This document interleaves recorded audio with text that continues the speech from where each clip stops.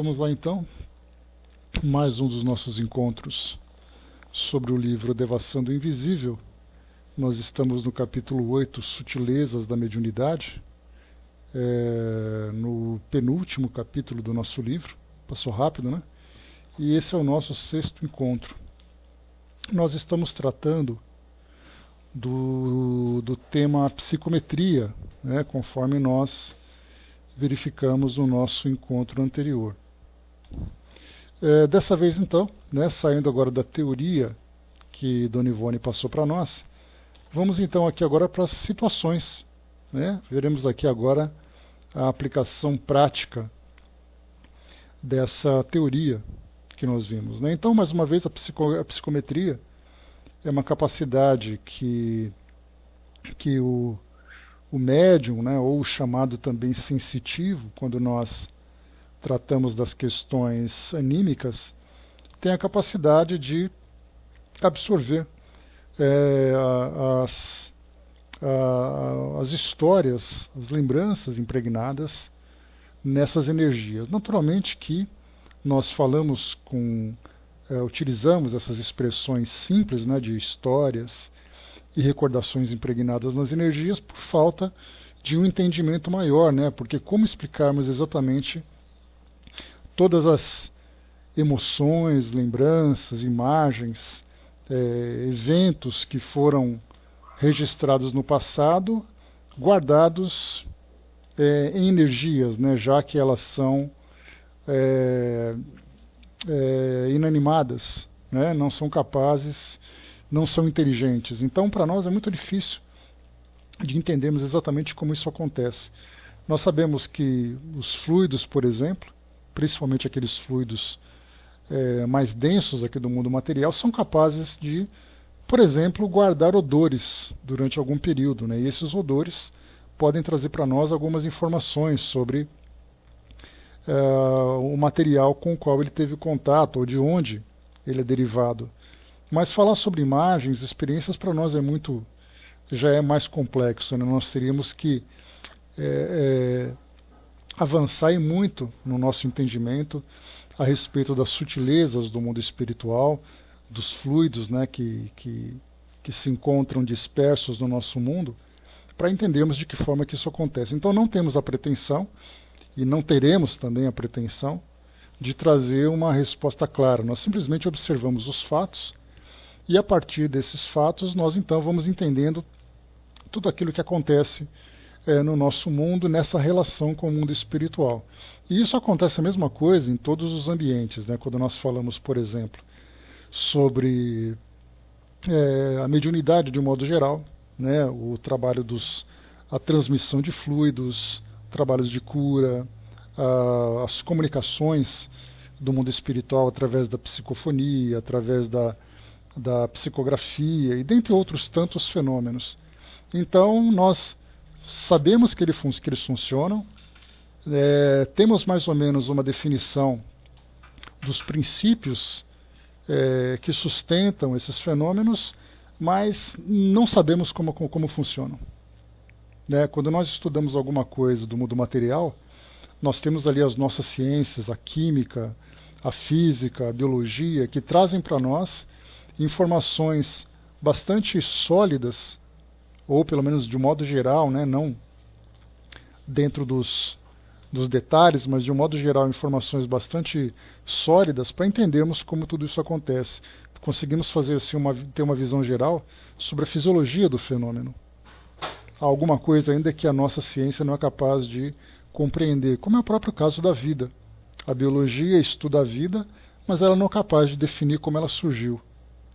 As outras ciências, né, química em especial, né, que se encontra muito envolvida nessa ideia da origem da vida no nosso planeta, né, já que falava sobre aquela sopa primordial, onde nós tínhamos ali uma série de elementos que se misturavam, elementos orgânicos, que depois surgiu a vida, segundo essa primeira teoria. Depois temos ali também a própria astronomia, falando sobre a possibilidade da vida ter surgido no nosso planeta, sendo trazida, né, por cometas, por meteoros que chegaram aqui no no nosso mundo e depois, a partir daqui, gerou a vida. Então, são teorias que são apresentadas. Então, nem tudo mesmo pode ser explicado pelas nossas ciências. Agora, quando a gente fala sobre algo que se relaciona com o mundo material, como Kardec mesmo lembra, a doutrina espírita ela se fundamenta na observação. Significa que nós vemos as coisas acontecerem e, a partir da observação desses fatos, nós então elaboramos as nossas teorias. Essas teorias são elaboradas dentro daquilo que é possível de nós compreendermos. Isso porque nós temos como base fundamental as ciências humanas, as ciências aqui do fundo do mundo material. Então é muito difícil nós elaborarmos alguma coisa baseada em elementos que não fazem parte do mundo material. Então, mais uma vez, a psicometria. O médium tem a sensibilidade de perceber e de captar todas as imagens, histórias, fatos, emoções envolvidas num determinado período, num determinado ambiente. Ponto. De que forma que esses fluidos guardam tudo isso? Não sabemos. Então, esse é um ponto fundamental para nós desenvolvermos o nosso estudo. Então, nós sabemos que acontecem esses fatos porque os médiuns contam aquilo que eles percebem. Agora, o que diferencia exatamente uma mediunidade da outra em termos de constituição orgânica? Por que tem médiuns ou pessoas dotadas dessa faculdade anímica conseguem perceber essas energias e outros não, enquanto nós temos médiuns que conseguem captar o pensamento dos espíritos, enquanto temos médiuns que são capazes de promover passes de cura?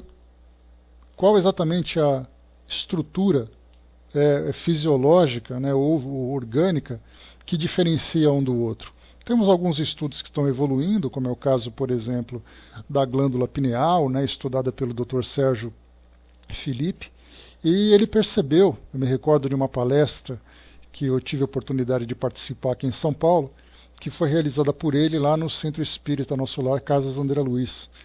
E aí então ele comentava exatamente que os médiuns que são da psicofonia, quando ele falava sobre aqueles cristais de apatita, né, que ficavam dentro da glândula pineal, em cadáveres, né, que foram estudados, então as glândulas foram retiradas, foram submetidas a uma determinada análise, e aí então percebeu que havia esses cristais de apatita. Então a teoria que ele apresentava era que essa glândula seria então ali o ponto de contato do cérebro com a mente, né? Ou seja, a mente capaz de perceber o mundo espiritual e o cérebro então registrar esses fatos. Então essa glândula pineal seria o ponto de contato, seria a nossa parabólica aqui voltada para o mundo espiritual, conseguiria então captar esses sinais. E ele percebeu então que os médiuns, segundo o estudo que ele desenvolveu, que os médiuns de psicofonia são aqueles que têm mais cristais de apatita. Então, seria essa uma das teorias, né, que se fala sobre o tipo de mediunidade que cada médium tem. São elementos ainda sendo estudados, essa informação já faz bastante tempo que foi divulgada, de lá para cá provavelmente outros estudos já foram feitos, outras teorias já foram criadas, outras descartadas. Então, sabemos que as coisas acontecem. Então, exatamente esse é um benefício que a doutrina espírita tem, de observar e, a partir dessa observação, construir todo o processo. A própria metodologia científica, né? Observar os fatos, analisá-los e depois tirar as conclusões. E não o contrário, apresentar uma teoria e, a partir dessa teoria, arrumar um jeito dela se tornar verdadeira, como é o caso que acontece, por exemplo, sobre os registros que se encontram na Bíblia. Então a história, né, a Bíblia, traz para nós ali uma informação, e aí então a nossa ciência precisa se adaptar a essa informação para poder fazer com que ela seja verdadeira. Então o caso, por exemplo, do dilúvio. 40 dias e 40 noites chovendo, o mundo foi alagado, a humanidade foi exterminada, e somente ali a Arca de Noé sobreviveu, com um casal de cada espécie, e depois repovoou o mundo todo. Esse é um fato. Claro que a gente entende isso como uma alegoria, como algo que representa um fato isolado daquela época, e não algo numa proporção mundial, mas para quem lê e leva ao pé da letra essa informação, sabe que choveu. Então a ciência vai ter que provar que havia água suficiente para encher o nosso planeta, para submergir todo o nosso relevo, exterminar com todas as espécies numa determinada época, e depois o mundo foi repovoado. Então o que a doutrina faz é exatamente o contrário. Ela observa o fato, e a partir do fato ela tenta entender exatamente as suas causas, como e porquê, e depois chega à sua conclusão. A própria existência dos espíritos foi foi concluída pela doutrina espírita exatamente pela observação, a partir daqueles fenômenos físicos que depois se tornaram inteligentes, como foi o caso, por exemplo, das mesas girantes, das mesas dançantes. Pois é, mas tem outras tantas teorias, né, Brás? Como, por exemplo, que naquela região do Oriente Médio houve ali uma chuva muito forte, houve ali um rompimento de uma barragem numa determinada região, que aquela comunidade sofreu esse alagamento. Como não havia comunicações tão imediatas, se imaginou naquela época que aquele grupo, né, dos hebreus que viviam ali e tudo mais, sofreram as consequências desse alagamento imensamente impactante para aquela região toda, e eles deduziram que aquilo foi para o mundo todo. Pois é, então, em outros livros também, né, como Atlântida própria, né, como é que a gente vai comprovar a existência de Atlântida? Atlântida, Lemúria. Então a gente vai sempre entrando nesse campo das especulações, né? Então, por enquanto não temos comprovação nenhuma. O que vale para nós são os fatos. Então, no caso do tema em estudo, para nós, que é o caso da psicometria, os fatos pessoas são capazes de registrar esses fatos, e depois esses fatos, então, foram comprovados pelos registros históricos. Esse é um fato. Então, a gente percebe a existência dessa faculdade, e aí então a gente vai estudando através de tudo aquilo que é passado para nós, de depoimentos, de informações que são registradas.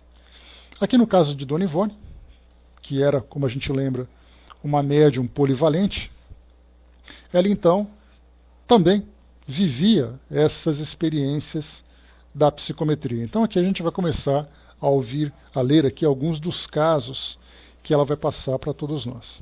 Então ela diz assim: cuidaremos a seguir da psicometria de ambiente, a qual a revelia do sensitivo lhe permite rever em muito antes, às vezes mesmo há séculos.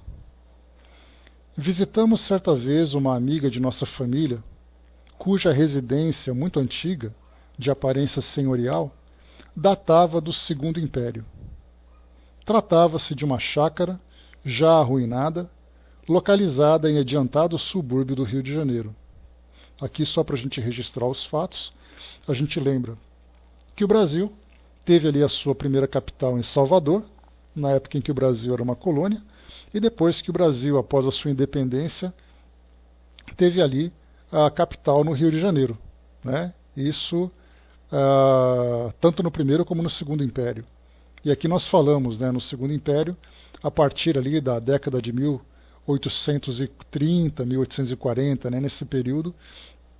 E ali então a gente lembra que o Brasil era escravagista, essa região do Sudeste era composta por muitas fazendas de café, que utilizavam a mão de obra escrava para poder produzir, né, essa riqueza que o Brasil teve naquele período. E essas fazendas se concentravam ali no sul de Minas Gerais, Rio de Janeiro, São Paulo, né? Então eram esses três estados onde mais se concentravam as fazendas desse tipo de produção. Então, se a gente estava naquela época do Segundo Império, lembrando que a gente já teve ali a proclamação da nossa República em 1889, e um ano anterior, 1888, nós tivemos a abolição da escravatura.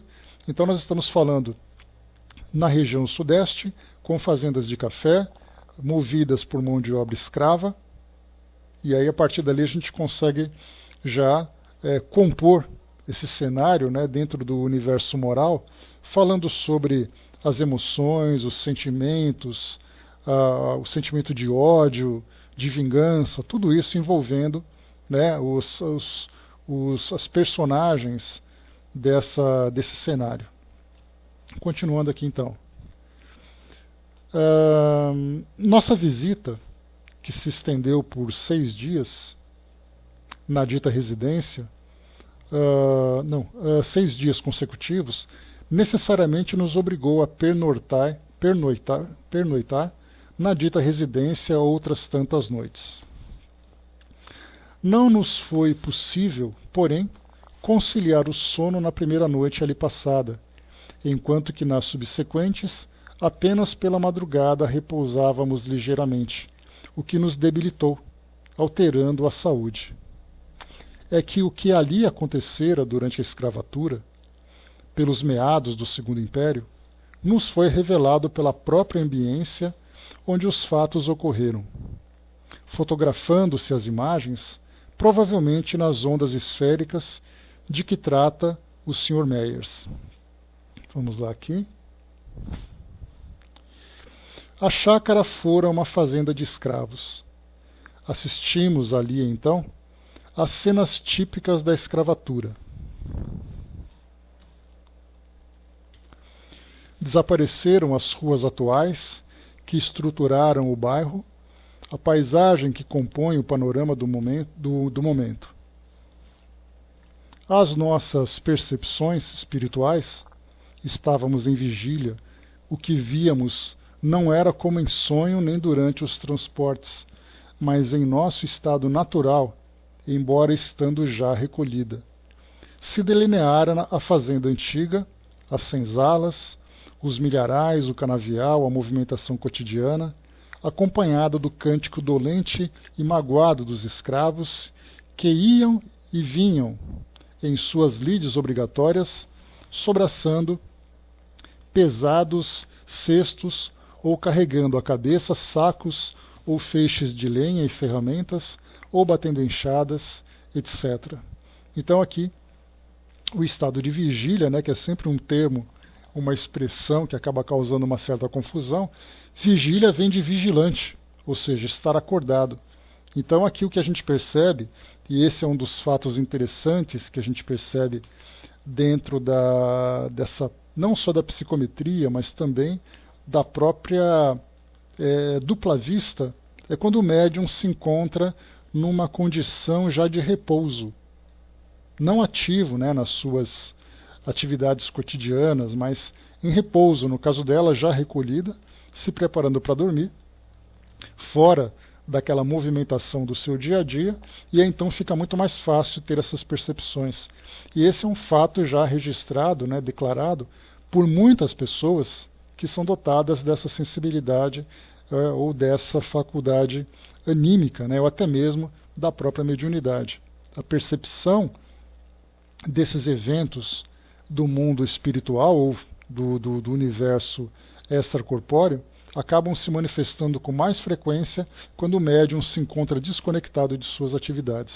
Isso genericamente. Mas como a gente viu até mesmo nesse capítulo, quando se falava sobre esse desprendimento parcial, que era algo excepcional, que Dona Ivone registrou, ela comentava então que andando pela rua, ela percebia esse parcial destacamento e tendo ali, e o que facilitava para ela uma visão diferenciada, que não era dupla vista, mas ela sentia que havia uma emancipação enquanto ela fazia as suas coisas fora de casa, inclusive, que não oferecia risco nenhum, pelo contrário, ela tinha ali a sua atenção mais aprofundada, porque ela conseguia ver de uma perspectiva fora do corpo físico, que era algo excepcional. Então, isso foge da regra, mas de um modo geral, é exatamente nesse momento de repouso, de concentração, que há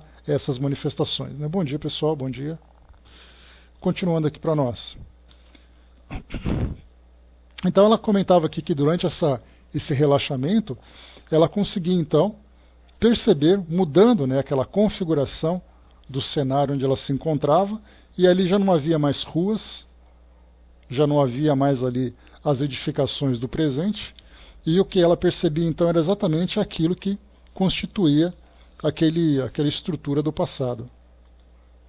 E ela diz assim ainda: toda a excitação de um dia de trabalho numa pequena propriedade rural, objetivou-se aos nossos olhos espirituais, atônitos, que não chegavam a compreender o que se passava. No pequeno pátio lateral, para onde deitavam janelas e portas do aposento que ocupávamos, separado do terreiro fronteiro por um muro, típica obra de cantaria que denunciava o labor do braço escravo, vimos uma escrava trajada de saia preta e camisa de algodão cru, lenço branco à cabeça, mexendo com um enorme colher de pau e um grande tacho de cobre, cujo conteúdo refervia sobre um fogão de pedras e tijolos no próprio chão, parecendo tratar-se do sabão de cinza, fabricado em casa, o que era comum pela época, e até há bem pouco tempo, em certas cidades do estado de Minas Gerais.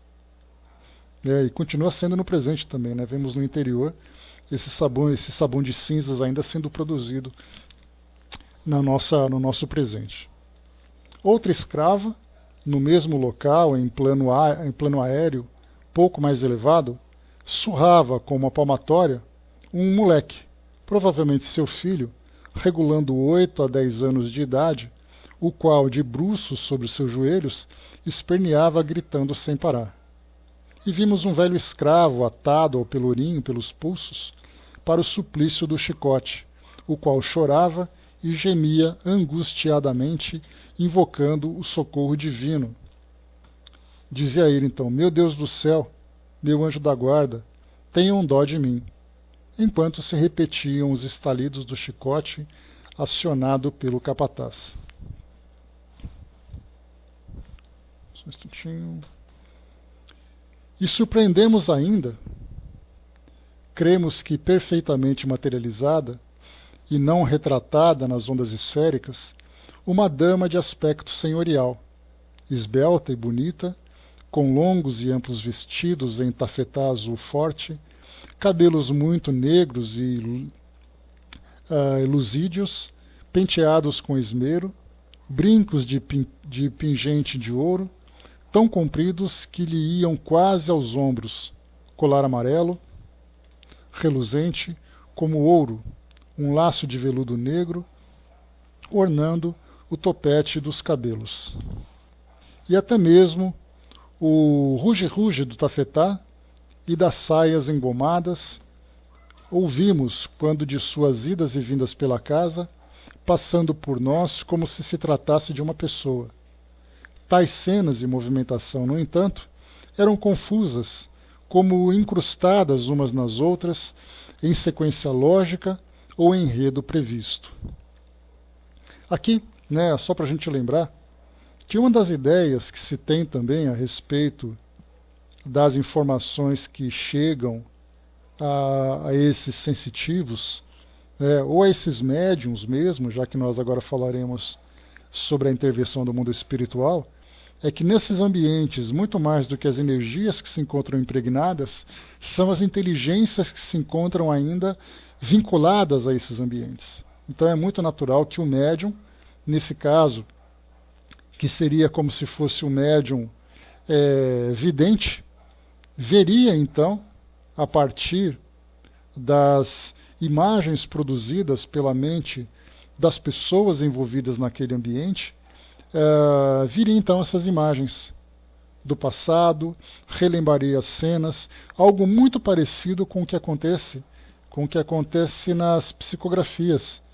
No caso, por exemplo, dos livros que são psicografados, como nós vimos no capítulo anterior, sobre os romances espíritas, ou romances mediúnicos, porque falar em romances espíritas nós acabamos restringindo os romances apenas para as histórias embasadas na doutrina espírita. E, na verdade, quando nós falamos sobre obras mediúnicas, nós falamos sobre qualquer tipo de histórias, fundamentadas ou não por essa lógica, mas vindas através dos canais mediúnicos. Então, quando nós estudamos a doutrina espírita, nós estudamos a mediunidade. E aí, então, a partir das bases filosóficas, científicas e religiosas, ou morais da doutrina espírita, nós vamos selecionando as informações, aquelas que são mais coerentes, aquelas que são mais verdadeiras, ou aquelas que são resultados de uma interpretação equivocada ou contada por parte dos espíritos, né? Então, a gente faz essa diferenciação. Então, obras mediúnicas, de um modo geral, é o que interessa para todos nós. Isso porque também nós lembramos sempre que tudo aquilo que nós aprendemos com a doutrina espírita nos dá a possibilidade de avaliarmos o mundo com toda a sua diversidade cultural, com todas as informações que nós conseguimos obter a partir da análise desses objetos que são estudados. Então, depois de analisarmos tudo isso, nós fazemos então a filtragem. Nós não ficamos restritos apenas àquilo que é falado dentro do universo espírita. Porque, do contrário, nós ficaremos restritos apenas ao nosso ponto de vista. Mas nós temos, então, condições de avaliarmos todos os pontos de vista e, a partir dali, tirarmos as nossas conclusões a partir da nossa perspectiva. Mas, muito bem. Falamos, então, sobre as psicografias dos livros.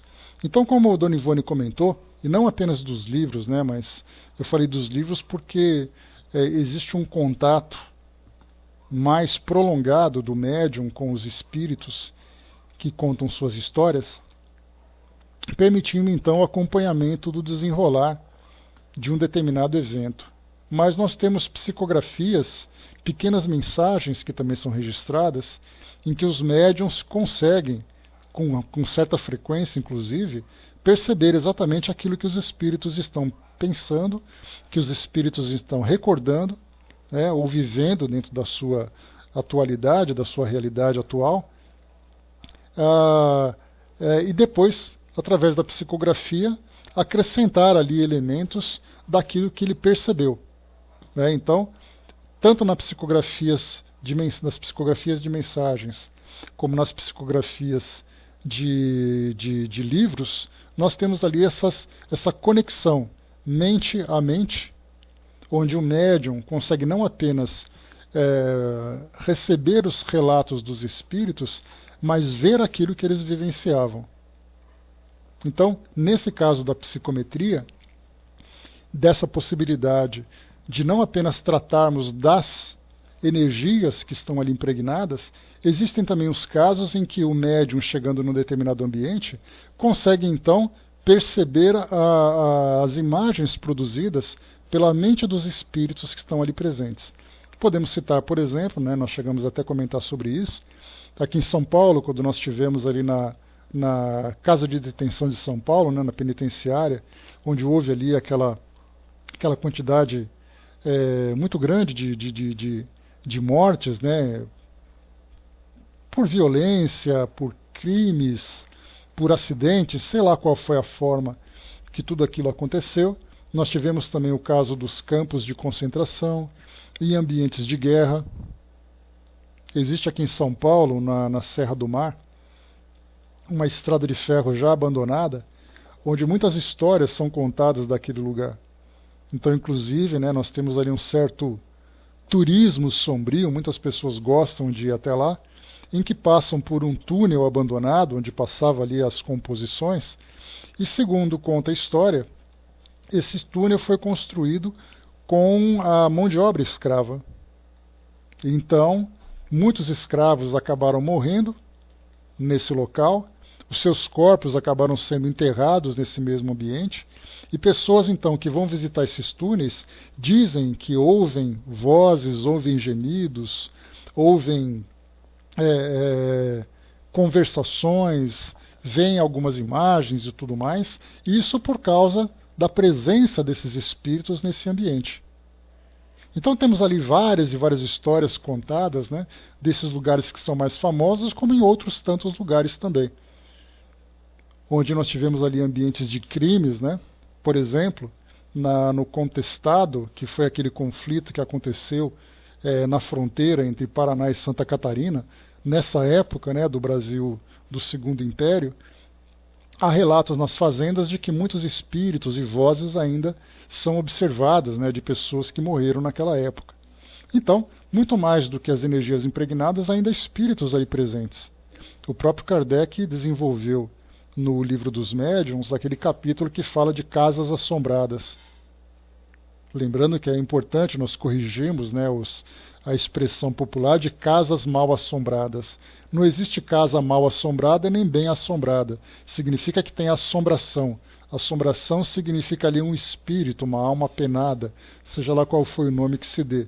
Então, se tem ali um espírito presente e esse espírito se manifesta através dos fenômenos para os encarnados, significa então que é um lugar assombrado. Né? Então, fala assim, a casa mal assombrada. Se alguém achar alguma casa bem assombrada, né? Porque se está assombrada, significa que não é lá um espírito que conseguiu se desenvolver muito. Né? Então, tem ali os seus problemas, tem ali os seus interesses em ficar naquele ambiente. Então, a gente lembra que, junto com a psicometria, há também ali a sintonia entre o espírito, né, o desencarnado, e o médium, que percebe essas imagens. Então, ali é importante diferenciar. Mas, nesse caso, como nós lembramos aqui, Dona Ivone relatando, ela então registra esses fatos. A pergunta que nós fazemos é, eram apenas as energias ou eram também as próprias mentes que estavam ali presentes? Ali a gente vai acompanhar um pouquinho mais do relato dela. Né? Vocês me ouvem, pessoal? Me dá um ok, por favor, para saber se está em ordem aqui o nosso áudio. Todo mundo quietinho aí? Beleza, então. Todo mundo ouvindo, né? Dudu lembrou, enquanto isso, né, eu na cidade de Petrópolis, aqui no Rio, estava num museu que se chama de Casa Torta, né, onde tudo é errado. E quando eu entrei, comecei a ver espíritos nas cortinas. Após entrar numa sala onde tinha um cravo com o espírito tocando, tinha uma plateia de espíritos juntos sentados. Né? Foi uma experiência legal. Né? É bem interessante que a pergunta que se faz é exatamente essa, né, Dudu? Você percebeu de fato os espíritos ali presentes ou você captou, né, as energias ali impregnadas? Então, nem sempre é algo muito taxativo, né, de dizermos assim, olha, foi isso. No campo da mediunidade, né, e no campo dos fenômenos anímicos, nós lembramos que existe ali uma combinação de fatores que permitem ao médium ou às pessoas perceberem esses aspectos do mundo espiritual. Então não existe assim uma mediunidade pura e exclusiva. Existe uma combinação de elementos que são percebidos pelo médium. Então, dentro da mediunidade ostensiva, nós temos aquelas, né, ou da mediunidade de um modo geral, nós temos aquelas que são mais ostensivas e aquelas que são mais discretas. Mas uma acaba influenciando e complementando a outra.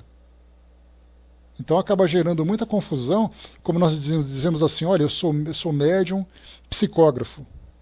Tá, mas aí a gente começa então a envolver uma série de outros fatores. Porque como Kardec lembra, por exemplo, no Livro dos Médiuns, ele diz que todo médium, por princípio, ele é sensitivo. Ou seja, ele sente a presença dos espíritos. E depois, a forma como os espíritos se comunicam, ou os espíritos são percebidos pelo médium, já entra naqueles elementos mais ostensivos. Então nós percebemos ali que muitas vezes é uma rede de sensibilidades que o médium tem, tendo destaque mais para uma do que mais para outra, né? A Dudu colocou, né, vejo através de ver mesmo, né? A outra visão através da testa, como se fosse um terceiro olho vendo, né? Então, menos mal, né? Então, nesse caso, né, tendo a presença dos espíritos ali próximo, né, isso é bastante comum também, né? Lembrando sempre que os espíritos estão em todos os lugares. Basta simplesmente que eles sejam percebidos.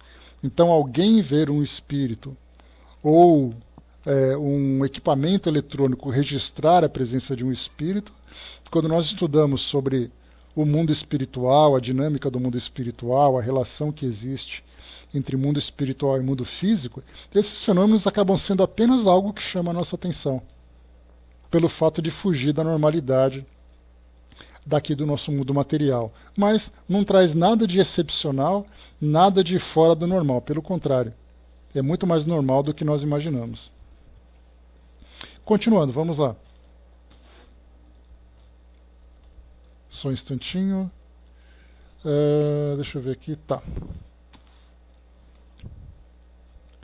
No dia imediato, a primeira noite que ali passamos, participamos, a nossa amiga, cujas ideias eram igualmente espíritas, a singularidade observada, tendo cuidado, porém, de omitir os detalhes mais fortes, visto que poderíamos não ser devidamente compreendida. Aqui, né, é claro que é fácil perceber essa sensibilidade de Dona Ivone, de evitar, por exemplo, relatar sobre o sofrimento dos espíritos e tudo mais, né, principalmente porque para quem mora naquele lugar, ouvindo histórias como essa, acaba sendo algo que causa muito mais tumulto do que uma contribuição. Então foi exatamente aquilo que ela mesma, que Dona Ivone mesmo comentou, ao estudar aqui o início desse capítulo sobre as sutilezas da mediunidade. No primeiro item que ela comentou que nem sempre os médiums têm a facilidade de relatar para as pessoas aqui encarnadas, né, ouvindo as histórias, tem a facilidade de relatar aquilo que viu. Exatamente porque pode ser mal interpretado, inclusive, né, ser repreendido, como foi o caso daquele médium, né, que ela relatou, que teve ali o contato com o Dr. Bezerra de Menezes, que foi então antecipado para ele a chegada do rádio e também da televisão. E ali foi chamado a atenção para que ele fosse mais vigilante, para evitar esse tipo de equívoco, esse tipo de deslumbramento com o mundo espiritual, me fugiu a palavra agora, de ilusão que os espíritos, porventura, possam provocar. Então ele tem que ficar muito restrito. Mas muito mais do que essas revelações do plano espiritual, existe também exatamente essa sensatez, essa sensibilidade de dizer aquilo que é proveitoso, aquilo que é produtivo para o ambiente e para as pessoas que estão ali. Então a gente pode imaginar, por exemplo, Chico Xavier, Divaldo Franco também, que passaram por essas tantas experiências, quantas coisas eles viram e quantas coisas eles contaram para aqueles que estão próximos. Então existe uma diferença muito grande entre aquilo que foi visto e aquilo que foi contado. Quando chegava, por exemplo, como a gente lembrou, em locais onde nós tivemos ali espíritos que sofreram muito, como foi o caso do Chico Xavier visitando a Casa de Detenção de São Paulo, visitando, por exemplo, um cemitério, visitando um hospital, visitando a casa de alguém. Então, quantas coisas são percebidas, e aí então o médium tem que fazer aquela cara de paisagem, como se nada tivesse acontecido, porque simplesmente não é proveitoso relatar aquilo, né, causando muito mais uma impressão negativa do que algo produtivo. Então existe um cuidado muito grande nesse caso. Deixa eu ver aqui. A Guizan lembrou, né, eles não se libertaram, né, estarão sofrendo eternamente. Existe aquela passagem de Vinícius de Moraes, Guizan, que fala que o amor seja eterno enquanto dure.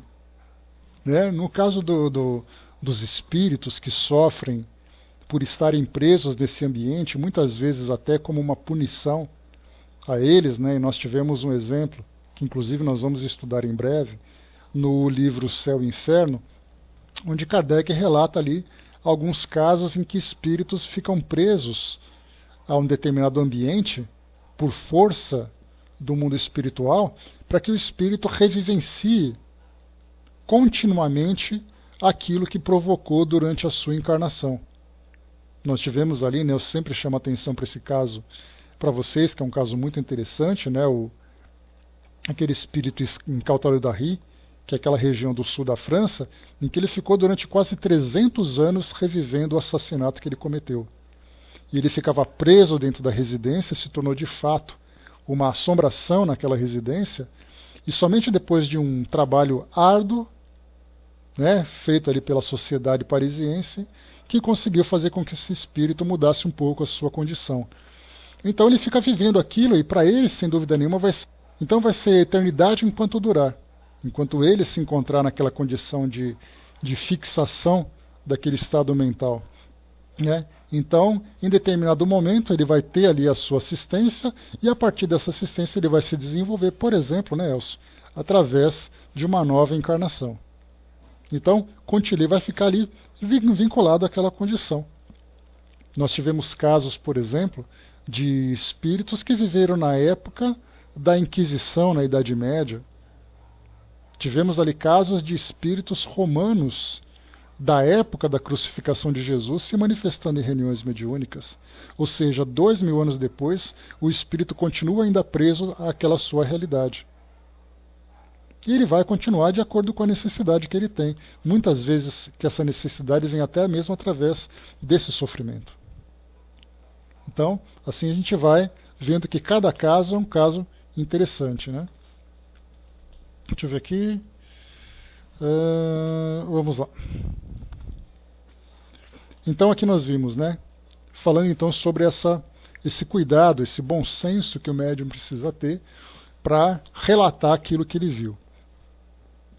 Ouvindo-nos o relato do velho escravo ao pelourinho, respondeu excitada.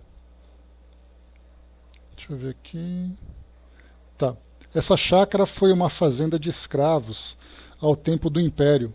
Ainda existem, no fundo do quintal, as ruínas de um pelourinho. Aqui só para a gente voltar, tem uma nota de rodapé. Deixa eu ver aqui onde que se encontra essa citação, porque eu não vi aqui, eu passei. Tá, aqui em cima está dizendo, né, que aquele senhor, aquele velho escravo, que sofria ali o chicoteamento, né, pelo capataz. Tem uma nota de rodapé aqui que eu deixei escapar, ela diz assim: não fora a assistência de nossos guias espirituais e ainda a operação psíquica da imunização do médium, a que já nos referimos, e essas cenas suportadas por nossa faculdade durante 6 noites consecutivas, provavelmente teriam alterado o nosso sistema de vibrações mentais, ocasionando um gênero de obsessão. Nada nos sucedeu, porém, a não ser o aprendizado que fizemos com a providencial visita à nossa amiga, né? Então aqui, o que ela lembrou foi quando falava sobre o preparo que os médiuns precisam ter para entrarem em sintonia com imagens ou com energias, com sentimentos e emoções de determinados ambientes. Então ela lembrou que o médium então, ele é preparado através desses procedimentos do plano espiritual, que pode ser chamado de tratamento, de preparo, de cirurgia, para que ele possa lidar com tudo isso.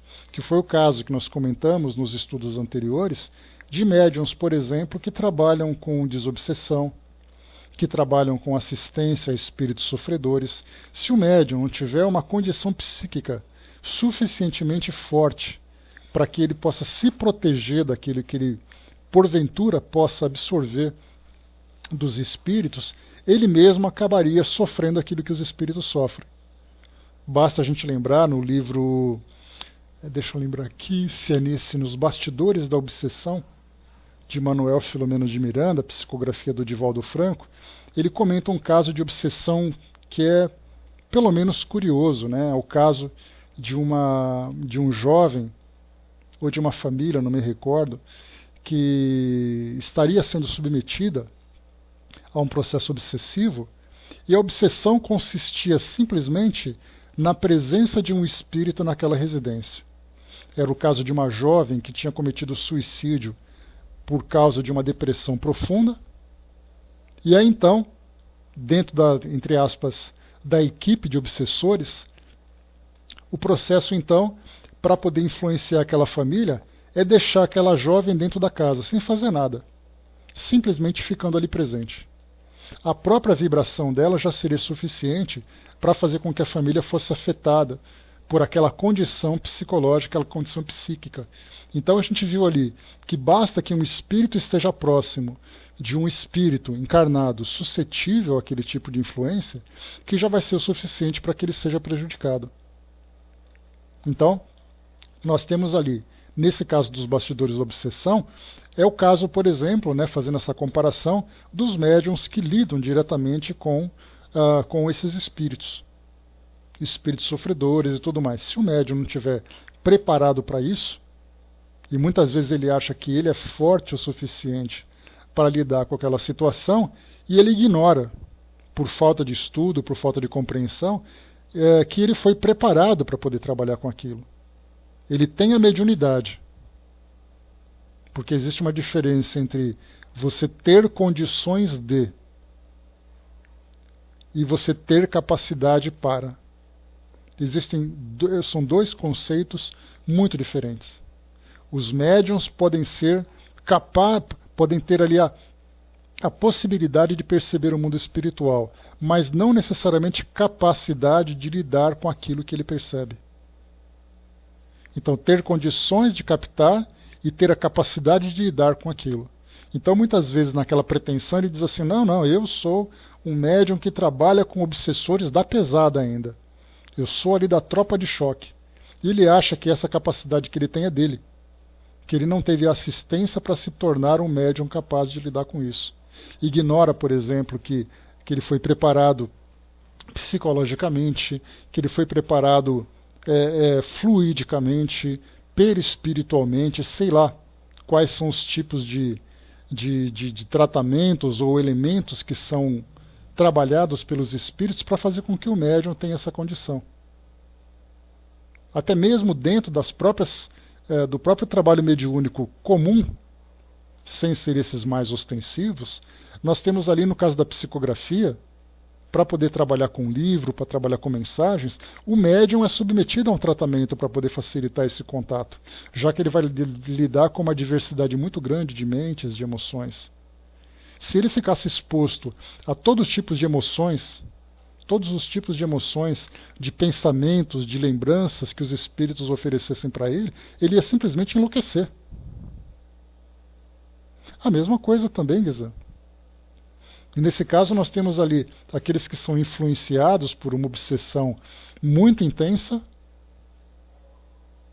Muitas vezes até ele tem ali uma fé para uma determinada crença, mas não tem resistência moral suficiente para isso.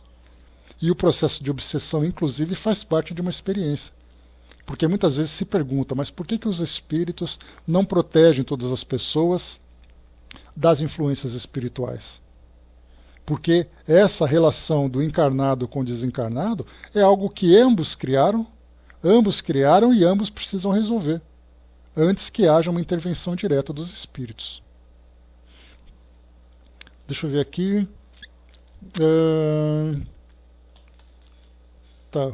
O Brás lembrou aqui uma coisa curiosa, né? Tem espíritos que ainda acham que a Guerra do Paraguai não acabou, né? Inclusive, né, Brás, muitos relatos daquela região do Paraguai, ali fronteira com o Brasil, de fazendas ali, de ambientes que relatam esses fenômenos de aparições, de vozes e tudo mais, né? Que são histórias de fantasmas que são contadas, né? E nessa região onde houve a Guerra do Paraguai é algo muito presente também. Continuando, pessoal, vamos lá. Vimos aqui então, né, que Dona Ivone comentou então para a amiga que ali foi uma chácara de escravos, né, uma fazenda de escravos na verdade, e ela lembrou aqui então a amiga, né, que ainda existem nos fundos do quintal as ruínas de um pelourinho, né? Pelourinho, a gente lembra, é onde havia aquele tronco, né, ou aquele monumento onde havia a punição dos escravos, né, geralmente para se tornar pública. Então nós temos nas fazendas, como também temos em lugares públicos, né, como temos ali. Eu me recordo que eu fiz uma viagem há muitos anos para cidades históricas de Minas Gerais. E nós passamos ali em Ouro Preto um pelourinho, bem na frente do museu principal, onde ali eram feitas as punições. Em Salvador nós temos ali um bairro chamado Pelourinho, se eu não me engano, e na verdade ali esse bairro Pelourinho era onde havia ali esse tronco de punição. E até hoje se usa aquela expressão, né? Olha, eu vou te mandar pro tronco, hein? Na verdade, nós estamos falando desse instrumento de suplício durante a época da escravidão nas fazendas. Aqui do Brasil e do mundo todo também, né? onde havia essa escravidão e onde havia necessidade de punição pública. O Brás lembrou aqui, né, na fazenda de meus bisavós, que meus bisavós nasceram em Minas, tem o Pelourinho, até hoje esteio de aroeira, né? Então tá ali, né, a aroeira, que é a árvore, né? Então tá ali aquele tronco onde era feita aquela punição, que devia ser uma coisa sem dúvida nenhuma terrível, né? Porque a gente vê hoje nos filmes e tudo mais, a gente tem uma ideia artística do que era a escravidão, mas é algo que é inconcebível para a nossa imaginação o sofrimento dessa proporção. Tem até um filme, né, 12 anos de escravidão, se eu não me engano, que inclusive ganhou o Oscar, né, nós tínhamos ali até aquela atriz, a Lupita, me esqueci o sobrenome dela, que ganhou o Oscar de atriz coadjuvante, que ela interpretou de uma forma brilhante o sofrimento dos escravos, né, mas mesmo assim é impossível trazer de uma forma realista o sofrimento que os espíritos tiveram. E continua aqui para nós. Com efeito, levando-nos a uma pequena elevação existente nos fundos do extenso terreno, contemplamos o pedestal em cantaria pesada, ainda quase intacto, e os restos da coluna onde eram amarrados os pobres negros para serem açoitados. Diante dessas ruínas, nossa alma chorou eternecida, elevando uma prece fraterna em intenção do pobre velho, cujo drama entrevíramos na véspera, narrado pelas próprias vibrações locais, e também pelo seu algoz, que certamente, através de uma reencarnação reparadora, andará pelas ruas do próprio Rio de Janeiro a exercer o bem em desagravo das odiosas atitudes do passado. Aqui ela já começa a trazer para nós, né, o desenrolar daquilo tudo, né, aquele que foi algoz no passado, a partir do momento em que ele se conscientizou, ele começou então a modificar as suas ações como forma de reparar aquilo que ele fez do passado, né? E a gente entra então naquele processo do arrependimento, expiação e depois a reparação. Deixa eu ver aqui rapidamente. Muito bem. E diz aqui para nós. Hoje, quase 20 anos após essa visita, no mesmo local, ergue-se belo edifício de apartamentos residenciais. Detalhe sugestivo e singular. Nessa mesma residência, algum tempo depois, o espírito Dr. Adolfo Bezerra de Menezes forneceu à nossa visão espiritual 4 expositivos do seu romance, mais tarde ditado através da nossa psicografia. A Tragédia de Santa Maria, em cujas páginas existem cenas do tempo da escravatura no Brasil. Então, para quem tem interesse nesse tema, a Tragédia de Santa Maria, mais um dos romances de Dona Ivone, que ela relata para nós a realidade daquela época. A Fraterna colocou, né, gostaria de saber qual a base da escravidão. Como assim, Fraterna? Deixa eu ver se eu entendi. Né? A base da escravidão é a força do homem sobre o próprio homem. Né? Então, é sempre aquela ideia da subjugação do poder do mais forte sobre o mais fraco. Né? E isso aconteceu em todas as épocas. Nós lembramos, inclusive, né, que quando se fala sobre... Né, a ambição do homem, né, é a natureza humana, que é assim, a natureza primitiva humana, porque a gente não fala da natureza humana porque a natureza humana é divina, mas a natureza primitiva ainda da nossa condição faz com que o homem subjugue o mais fraco em benefício próprio. E é daí que a gente tem como a base a mesma para outros tantos tipos de comportamento, como é o caso, por exemplo, da escravidão, é o caso do estupro, é o caso da violência doméstica. Né? O negro porque é uma questão histórica, né? Porque quando nós tivemos... E um detalhe interessante, não é apenas o negro, a gente vai ver, fazer só um parêntese para a gente poder ilustrar esse fato, que a gente lembra que a escravidão existe desde todos os tempos. Quando nós pegamos, por exemplo, as civilizações do passado, da história antiga, nós tivemos ali escravos, né, que trabalhavam para poder sustentar o Império Romano, a Babilônia, os gregos, os egípcios, entre as tribos indígenas. Né? Eu comentei com vocês sobre o filme, qual é o nome dele? Apocalipto. O Apocalipto é um filme produzido pelo Mel Gibson, que conta a história de 2 civilizações eu não me lembro se eram maias ou astecas, mas era daquela região do sul da América do Norte, América Central, onde nós tínhamos ali tribos que subjugavam tribos. E um fato curioso que nós temos, por exemplo, sobre a história, em especial aquela relacionada com o Brasil, é que a imagem que a gente tem é que os portugueses passavam ali, né, ou os comerciantes de escravos, não apenas portugueses, mas também espanhóis e outros que comercializavam escravos ali na América do Norte também, passavam ali nos portos da África, recolhiam, entre aspas, a mercadoria e depois vendiam. Mas o que nós muitas vezes não percebemos é que muitas vezes as próprias tribos, né, as comunidades africanas, subjugavam outras comunidades e vendiam esses escravos. Então muitas vezes eram negros que vendiam negros que acabavam sendo escravizados devido aos conflitos e guerras que eles tinham. Então, na verdade, nós não falamos de negros, falamos de simplesmente pessoas. Agora, em especial, nessa relação com a colonização das Américas, nós tivemos a presença dos negros principalmente porque havia uma presença muito grande de europeus já colonizando a Europa, a África. Então, já que colonizava e tinha ali mão de obra fácil, trouxe para cá. Mas os índios aqui no Brasil, na época do descobrimento, eles também foram escravizados, só que nós tivemos um problema, eu me recordo, eu até comento isso com os meus alunos, que na época da escola os professores diziam assim, que os índios foram escravizados, mas como eles eram muito preguiçosos, os portugueses pararam de utilizá-los e passaram a usar os escravos. Só que na verdade os índios não eram preguiçosos, eles se rebelaram. Então na verdade eles eram, muitas vezes nós tínhamos tribos canibais, que matavam e comiam os corpos dos colonos que estavam aqui. Eles eram guerreiros e eles acabaram se rebelando contra esse sistema de servidão imposto pelos escravos. Né? Então, na verdade, aquela história que os professores passavam no passado é um grande equívoco.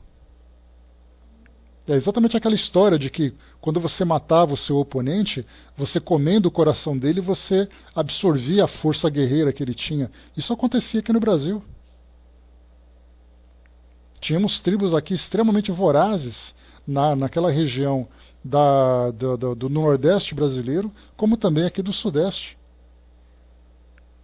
Pegar aqui os tamoios, por exemplo, nessa região aqui do Vale do Paraíba, eram tribos ali extremamente agressivas.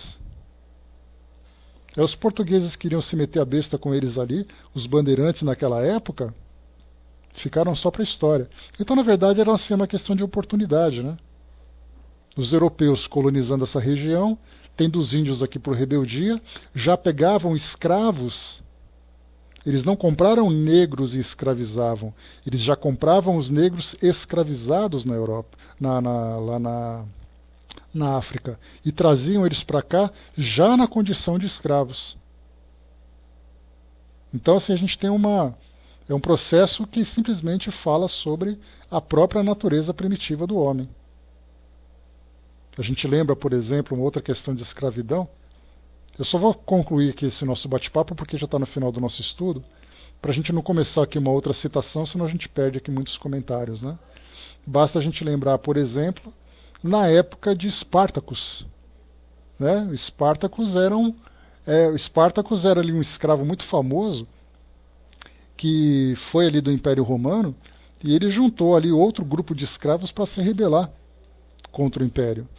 Só que, claro, né, nós tivemos ali vários embates entre os romanos, né, entre o exército romano, os centuriões, e os que não deixam de ser africanos, né, já que eles eram colonizados ali do norte da África. Então ali muitas tropas iam contra eles e acabavam perdendo. E aí depois formou ali um grande exército e acabou, né, acabou com essa rebelião, e muitos deles foram crucificados na Via Ápia, que foi ali uma avenida importante ligando ali o sul da Itália para até a região norte. E esses escravos então que foram presos foram depois pregados em cruzes. Ou seja, a crucificação era um instrumento de punição para a exposição pública. E Jesus foi submetido a essa punição por uma questão de práticas romanas. E não porque Jesus foi Jesus e ele foi crucificado para se tornar um símbolo de crucificação. Mas nessa Via Ápia, várias cruzes, mas muitas cruzes mesmo, foram pregadas na beira da estrada com os corpos expostos e urubus devorando, corpos apodrecendo, para mostrar para todo mundo o que acontece quando alguém desafia o Império Romano. Então, Espartacus foi uma referência muito grande sobre essa questão da escravidão na história do passado. E aqui no Brasil nós tivemos a história dos escravos, tivemos ali Zumbi, né, a grande referência sobre a rebelião dos escravos, assim como tantos outros elementos, né, de que trata essa questão da escravidão aqui no Brasil. Então, né, a gente fala simplesmente da ganância, né, do homem, do instinto primitivo e tantos outros comportamentos. Né, o El lembrou ali também, né, dos escravos, da escravidão dos próprios escravos, como eu falei para vocês, algo muito problemático. Né, e até hoje existe isso ainda. Né, se a gente for para a África, por exemplo, em países como Ruanda, tem até um filme chamado Hotel Ruanda, para quem quiser conhecer um pouquinho sobre isso, fala sobre a rebelião de tribos africanas após a influência dos europeus. Os europeus saíram da África porque perceberam que não tinham mais condições de ficar naquela região e depois as tribos começaram a se submeter. Entre aqueles que assassinavam, né, outros de outras tribos, acabavam escravizando. Né, as mulheres viravam ali prostitutas, homens viraram servos, e continua acontecendo até hoje, né? No Estado Islâmico a gente vê isso acontecendo no presente, né? Século XXI, mulheres sendo submetidas a isso e outras pessoas sendo ameaçadas nessa condição. A Guizan colocou: a minha sogra, imigrante japonesa, me falou do sofrimento que sofreram também quando foram para o Brasil. Eram também um certo tipo de escravidão, né? Porque imigrantes, quando vieram para cá, eles achavam que vinham aqui para ganhar a vida, mas acabaram também sofrendo, né, na mão daqueles que estavam aqui. Assim como vieram os europeus, de modo geral, outros tantos imigrantes que vieram inicialmente para substituir os africanos a partir da década de 1830, 1840, quando houve ali o primeiro movimento de substituição dos africanos, dos negros, né, dos escravos, por imigrantes europeus, por trabalhadores. Esses trabalhadores não eram tão trabalhadores assim. Dentro dos padrões atuais, eles eram escravizados por dívidas, por impedimentos de deixar as fazendas e tudo mais, né? Minha família veio para cá nessa época. Eu tenho descendência da minha avó paterna de alemães, e a história dos alemães foi exatamente isso. Vieram para cá fugindo de guerras, fugindo de desemprego, fugindo de crises e tudo mais. Vieram para o Brasil, chegaram aqui e foram humilhados, né, por essa mesma ambição. Em proporções diferentes, né, porque tinha uma mentalidade diferente, mas foi muito problemático também. Né, quando a França deixou o Haiti, eles mataram todas as pessoas brancas que ficaram lá. Né, uma rebelião, né, dos negros que viviam no Haiti também. Né, então, de modo geral, né, a gente pode encontrar essa realidade, essa triste realidade, e muito mais do que isso, né, porque a gente está tratando de fatos históricos, né? E quando se fala sobre história, a gente destaca os fatos, falando sobre datas, falando sobre lugares, falando sobre nomes, mas nós não pensamos nas questões morais envolvendo tudo isso. Quando nós aprendemos na escola, isso é uma visão muito fria dessa realidade. Porque nós falamos, por exemplo, né, historicamente, o Brasil é o país que tem o maior número de escravidão na história da humanidade. Né? Então, nesses 300 e tantos anos que o Brasil se tornou um país escravagista, né, desde quando colônia, antes de ser um país, e depois se tornando um país independente, em 1822, o Brasil ele teve o maior número de escravos. Né? Então, quando nós falamos sobre isso, né, o Brasil foi o país que mais escravizou pessoas, ou mais utilizou a mão de obra escrava. Isso para nós fica aquela coisa do passado, de poxa vida, que pena que isso aconteceu, mas a gente começa a analisar individualmente as questões de vingança, né? Porque um fato interessante é que quando nós falamos sobre os escravos, a história pensa da seguinte forma: a partir do momento em que eles morreram, seja com o tempo, seja porque foram assassinados, a história deles acabou. Quando nós começamos a estudar a doutrina espírita, e nós começamos a perceber que a continuidade da vida no mundo espiritual é um fato, então aquela escravidão física acabou no momento em que ele desencarnou. Mas a perseguição, a vingança e o sofrimento espiritual continuou. Tanto continuou que nós temos até hoje espíritos que continuam ainda sofrendo os efeitos daquela época, seja sobre si mesmos, seja provocando no outro em busca da vingança. Então a escravidão, na verdade, acabou naquela época, mas a mentalidade do escravo, a mentalidade do carrasco, o sentimento de vingança permanece. Então nós começamos a ter uma visão muito mais abrangente, como se fala da Segunda Guerra Mundial, quando nós temos ali campos de concentração. Mais de 6 milhões de judeus morreram naqueles campos. Para a história, acabou ali. Para nós que estudamos além do mundo material, quantos judeus estão ali obsidiando e perseguindo aqueles que foram nazistas? Quantos nazistas sofrem ainda, né, o desespero e a influência dos atos praticados? Então a gente começa a ver que as coisas continuam se desenrolando. Não são simplesmente fatos frios que começam e terminam. Eles vão se transformando através de um processo longo e demorado, envolvendo dores, sentimentos, afetos e tudo mais. Só para a gente poder fechar, né, Arnaldo colocou, né, por isso que se tem o consciente coletivo, né, é necessário alterar a cultura para que ocorra ao longo do tempo as transformações para melhor. A proposta da doutrina, Arnaldo, é trazer um esclarecimento para o mundo material, começando a mudar a causa. Porque a ideia que a gente tem é que, pelo fato da doutrina ser um consolador, ela tem essa visão de consoladora modificando os efeitos. Você sofre e você se consola e se fortalece a partir do conhecimento que você tem. Quando você atinge a causa, você já não mais provoca o efeito negativo. Ou seja, você não provoca a causa que gera todas as dores, por ter mais consciência, por ter mais responsabilidade, por ter valores mais desenvolvidos. Então, inicialmente, nós estamos tratando do problema. É como se fosse assim, uma medicina que trata da doença. Futuramente, a medicina vai ser preventiva.